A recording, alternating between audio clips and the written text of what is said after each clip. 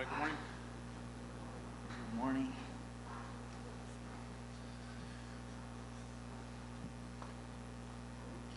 Well, it's good to see you again.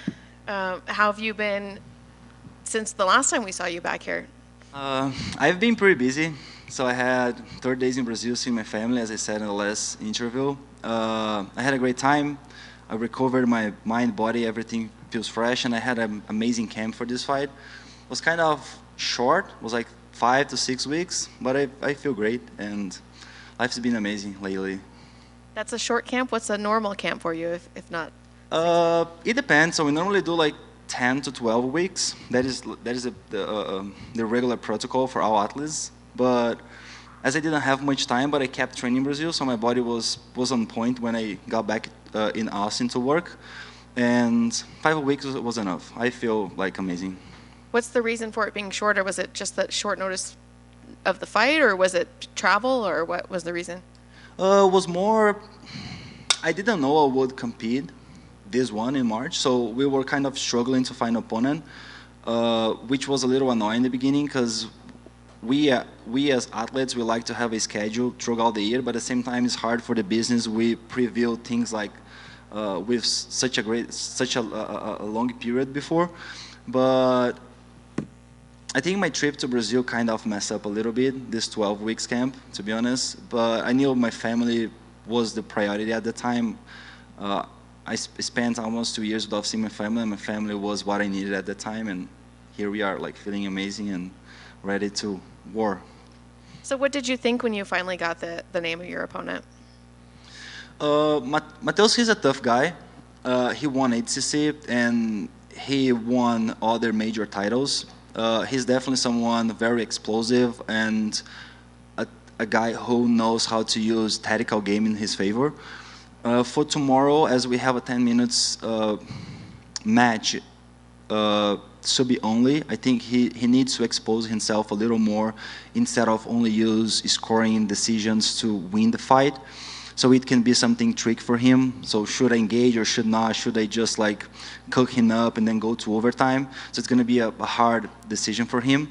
And I know how the match is gonna go. So he's coming very spazzy for the first 4 or 5 minutes. He looks huge. So I think he took a lot of gear to compete. So it means his cardio is gonna be terrible. I'm gonna tire him up in 4 or 5 minutes and then start working my techniques, build up the pace, and then take him down, pin him, and get the submission at one. I've noticed you've worn a sweatshirt that says "Authenticity has a price." I'm wondering if you could elaborate on that. Why is that sweatshirt something that you choose to wear, and the statement something that is important to you? So I made that hoodie like 2 years ago when I was competing at ADCC for the first time, and this is a phrase that I always carry with me when I'm going to compete because a lot of people, not a lot of people, but I have haters and I have fans, and haters, they kind of come more aggressively to me, and I never handle well when I first started being a professional athlete. And I understood that if I'm doing my things, if I'm solid with my values, no matter what happens, no matter what people say, it's not gonna touch me. And then I always carry this phrase around, authenticity has a price, just to remind me that if I'm being real, if I'm being who I am, I'm not gonna feel anything bad about the decisions I'm taking. So that is why I carry this phrase around. And I may need to ask you this again later after the match, but do you have somebody in mind that you'd like to fight for your next match? Yes, so we are kind of talking already. So I really want to fight against Mason. So we never fought before, and I'm not sure if he lost in this stage yet, Fight Pass. I think he didn't. He's not a guy that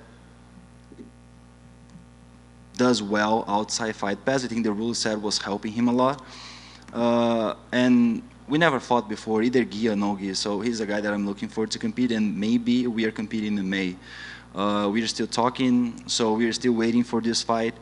I'm not the main event this time, and I think people are not ready to see and understand what I'm going to make against Mateus Diniz.